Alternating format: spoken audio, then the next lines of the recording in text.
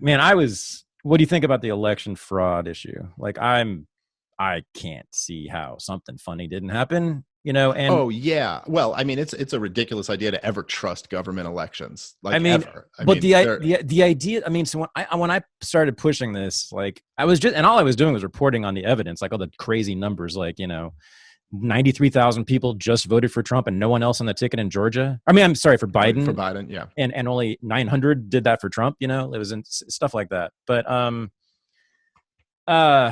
was I gonna say? So yeah, I was hoping that would reveal the Democrats for the true mafia family that they are, and especially the Clinton Obama wing, right?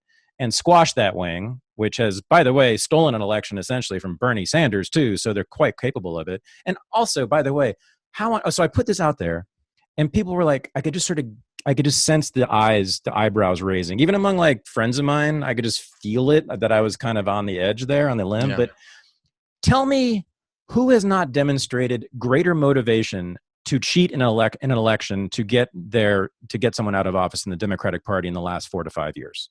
Yeah. What have they not done?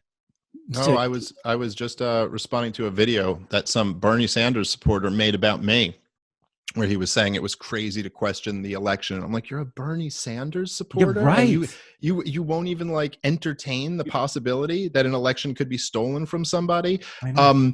It's the, it's really weird, man. 2020 has been a hell of a year, and we all, there's like these things, right, where the unpopular opinions, or possibly the unpopular truths, that are, there'll be like these things that are kind of difficult to say, that you're like, oh, this might get a lot of pushback, this might piss a lot of people off if I say this. But then there are moments where they really heighten them. Like if when you could say, like, normally, hey, I don't think we should be in Syria, I don't think we should be fighting that war. But when it looked like Donald Trump was actually going to pull troops out a year and a half ago, all of a sudden it's like, we have to protect the Kurds. And if you don't care about the Kurds, you're like a blood-soaked monster. And then everyone in the news is kind of like, oh, I don't know, I better not say anything. Oh, I really care about the Kurds. No one cares about the Kurds. Of course not. Literally a month later, abandoning the Kurds is like America's pastime. Like we do it every 5 years. It's exactly. No one cares. But for that moment, this was the thing. And there are these little things, like, that we all feel,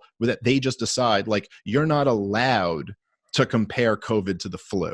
You can't do that. You can't say the word herd immunity. Like these are like buzzwords that and right now talking about election fraud is kind of that thing, like you say it and people snap back, and people are very, very well trained to take their cues. Okay, this is the thing you're not allowed to say now, and snap back. But if you try to zoom out a little bit and maybe even question the whole COVID, narrative a little bit, seeing as how it's been pretty much disproven at this point, that, there's no evidence that lockdowns work, no evidence that mask mandates work, all of this shit. Yeah. You go, okay, so what happened here? There was a president for the first time in my lifetime who was opposed by the entire ruling elite. It doesn't mean you have to like Donald Trump. I don't. But it's interesting. He's the first president of my lifetime who was openly opposed by the CIA, the FBI, the NSA, all of Hollywood, all of the corporate press, both the Democrat and parties. Yes, both parties, both establishment parties, right? Okay. Yeah. And then going into his election year, we completely remade the country and completely overhauled how we vote. Like, this is supposed to be something that we don't really think about or discuss in depth. Completely overhauled how we vote to this way that we've never tried to do before on a national level.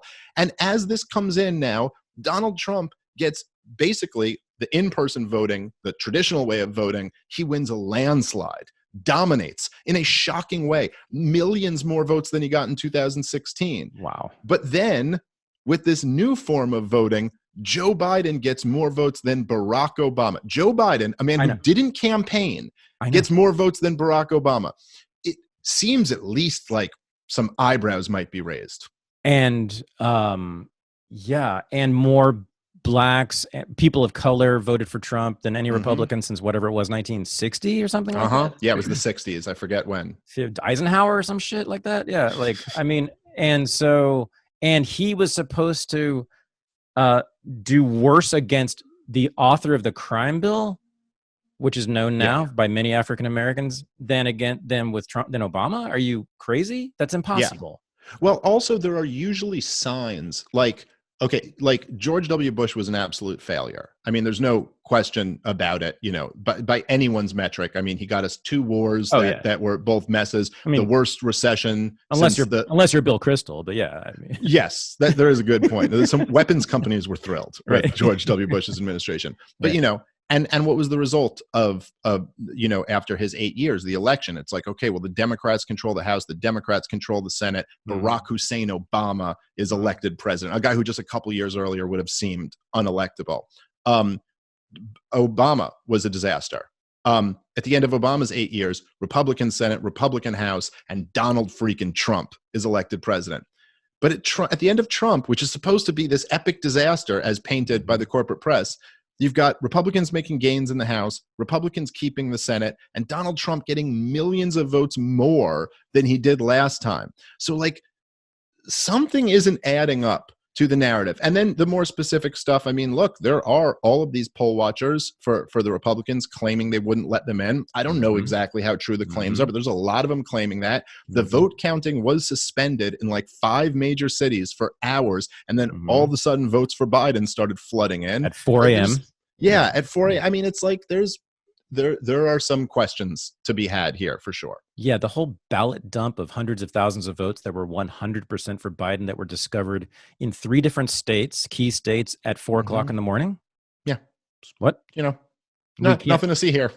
And I'm a racist for suggesting that that's fishy. Like, you know, and not just that, but that it's like that you're a racist and a Trump supporter. Well, yeah, which is like the most, you know, it's like, it's so fucking insulting and just so, I don't know, it's just like frustrating that you're like, so we're lucky enough to live through this fascinating moment where in history where all of these things are happening, and I'm not allowed to have like an interesting conversation about it. I just have to be put into a box. And it's amazing how hard binary thinkers will work to force you into that box. Yep. Like, I've literally had like interactions with people. I mean, like Twitter interactions, but a few in real life too.